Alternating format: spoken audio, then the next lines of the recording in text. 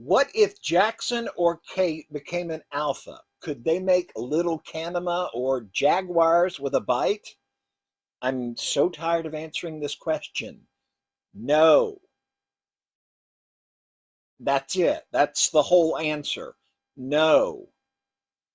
Oh, you want to know why? No. Okay. Because alpha werewolf sparks can only make new werewolves. That's what it does. It's pretty much its only unique function. It makes new werewolves. But, my comment section says in unison, an alpha spark made Jackson into a Kanema and Kate into a cat lady. No, the alpha spark did no such thing. It tried to turn them into werewolves. The alpha spark shot out a little werewolf spark through bite and scratch in an attempt to make a new werewolf. But their twisted souls overwhelmed the little spark and made them into those other things. But with a normal soul, the spark always makes a werewolf because that's all it can make. Now we come to what happens if we get an Alpha Jackson or Alpha Kate. I believe we already have an example of what happens when a malformed gets hold of an alpha spark. Garrett Douglas. So he came out with the power of an alpha, a low-image, and a ghost rider. A side effect no one could expect. So Douglas was a Lowenmensch first, but according to myth, Lowenmensch don't actually exist. This suggests to me that Douglas was just another bite gone wrong, malformed werewolf.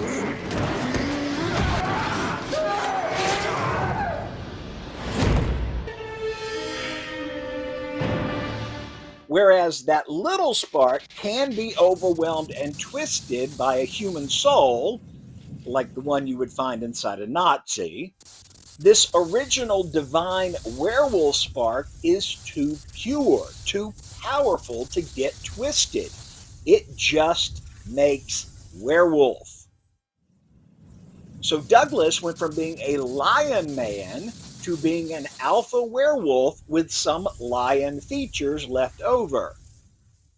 Kind of like Jackson resolved his issues to become a regular werewolf with Kanema features. I can't change completely. I can switch from automatic to manual.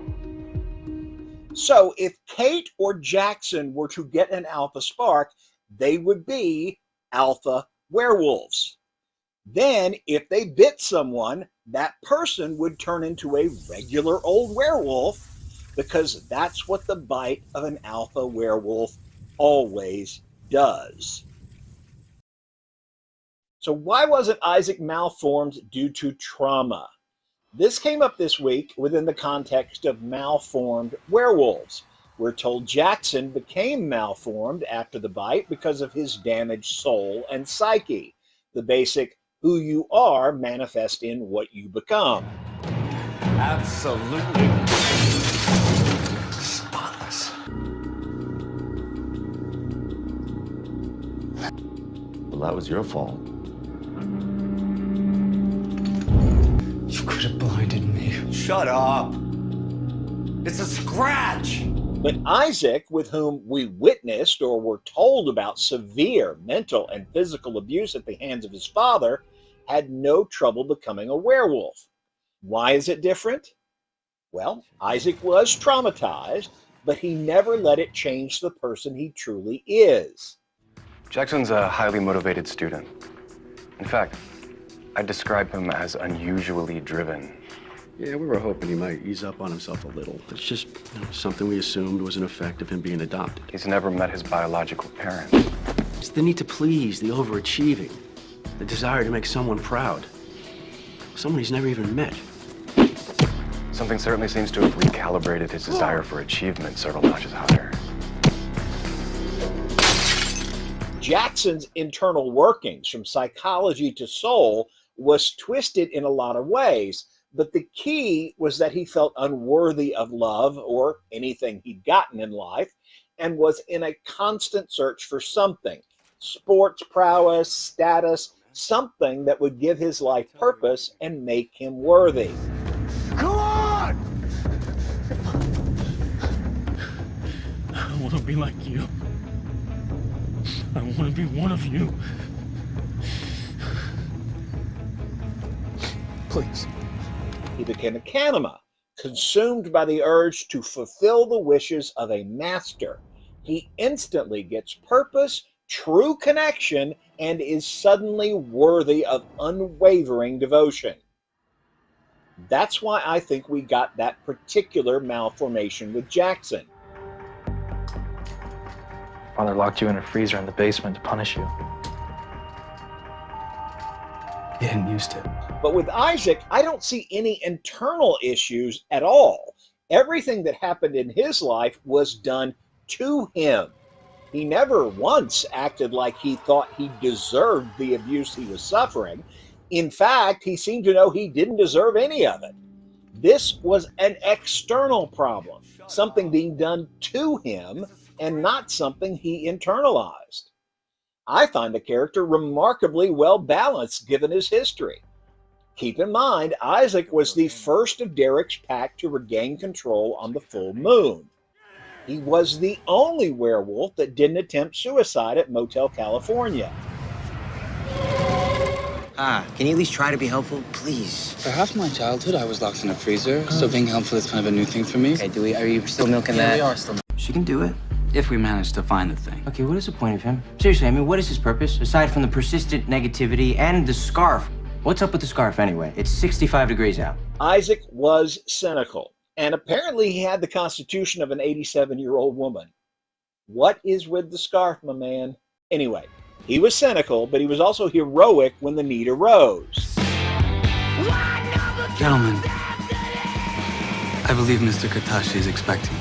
Isaac never let his trauma define or change who he is. Back to the basics. Here is some Werewolf 101. Over time, werewolves learn to completely control their physical form. They can stop their eyes from flashing in photographs. They can alter their smell, and eventually, if they're fully balanced in mind and body, they can fully shift into a wolf. As we saw with Scott in the early episodes, it was a constant struggle to control the shift. This is true of both made werewolves like Liam and born werewolves like Derek. The writers made it obvious again and again that staying in control and mostly human in appearance is the goal for all good werewolves, because only bad werewolves lose control of the shift. Peter was the original monster of Teen Wolf, and since he showed up looking like 8 feet of grrr, everybody just assumed that was what alphas looked like. That's when the myth of the alpha form in Teen Wolf fandom was born. But just like Omega Eyes and the Demon Wolf, the Teen Wolf alpha form isn't really a thing. It's just not. Werewolves that look like this are completely out of control. In Peter's case, he had 6 years of rage and pain all built up, and he almost completely lost his mind. Peter was not in control of anything, and his body reflected that by twisting into a monstrous mad wolf. And this total loss of control isn't restricted to alphas. The Beast of Gévaudan is an Omega, and from the very start, he was so out of his mind and evil that his form was even less in control than Peter's was.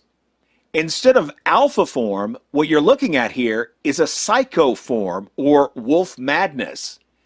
Since we never saw the Beast when he wasn't crazy, Peter is actually the only good example of the difference between being in control or out of control. All right, boys. Let's rumble. Once Peter died and came back, he was far more reasonable and in control. He was still a bad guy, but he was thinking clearly and was able to maintain a more human form.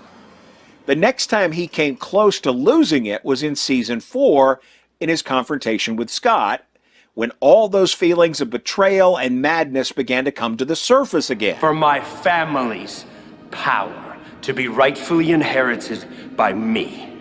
You can see in this scene his face went a little more monstrous. We saw the same thing happen to Scott earlier in the season when he was about to lose his shit on that hunter. His face became less and less human until he reined in his emotions.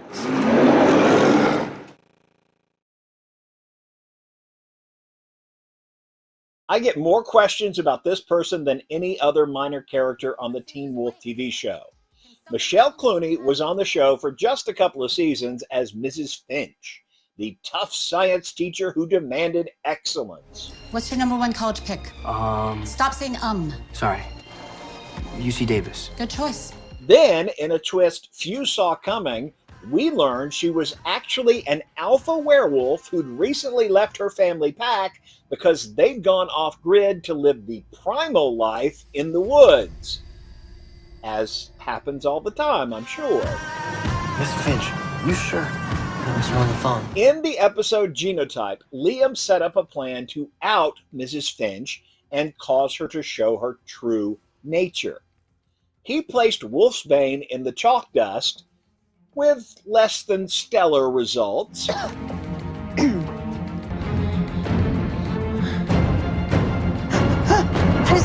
The question I get most often is, why didn't she react to this? That's Wolfsbane. She should have done something. My answer is always, she does react. We see her react.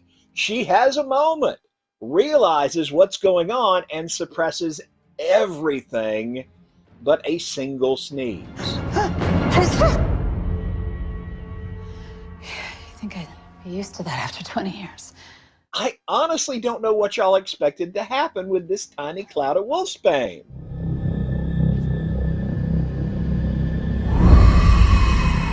It took a whole handful of the stuff force-fed up Derek's nose to make him pass out.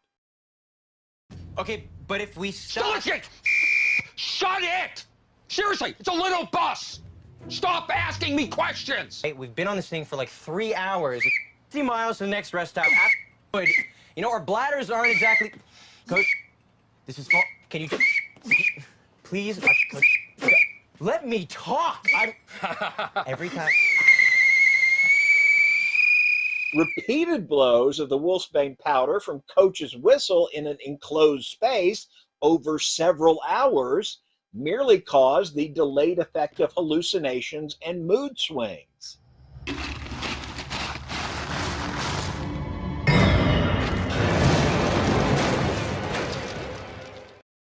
How in the world would this little bit of Wolfsbane in a big room cause more than a sneeze and a momentary discomfort? What happened to Derek's Alpha Spark?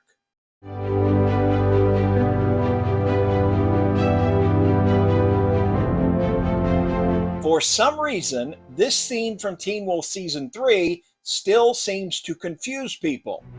This despite the fact that the writers spent like half the episode explaining what was going to happen. Careful. Don't worry. I know going too far could kill me. That's not exactly what I meant. Peter says there is a spark in every werewolf that allows them to do all the things werewolves do. And whenever they take someone's pain, they are giving away some of that energy in order to accomplish that. When you take her pain, she draws on the power that provides you with those special gifts. The power that heightens your senses. Your strength, the power that transforms your body. Take that pain. Take that life. Deucalion later explained further that the flow of energy works both ways. Take that power. It's all or nothing. If you want to steal energy from a werewolf, or in Theo's case, steal from fake creatures, you need to start by taking their pain, but then reverse the flow to take energy from them instead of giving them energy to make them feel better. Back to Season 3. This was exactly what Jennifer was hoping for. She would know the only way for you to save Cora would be giving up your power. Peter went on to explain that alphas have a little extra energy in their spark. As an alpha, you have that bit of extra. that spark that intensifies the color of your eyes from a bright yellow into a searing red. Now, it's that extra bit that make alphas the only ones who can make new werewolves. And it allows them to do what Derek does here. Let Cora draw down his internal power to the point where she is healed, but he loses that alpha bit. And even with all that explaining included in the episode, people still ask me where Derek's alpha bit went. Think about it this way. Derek is the red battery. Cora is this nearly depleted battery. In order for her to heal, she drains the red battery below alpha level. Now it recharges her back to health and leaves Derek with a beta level yellow battery.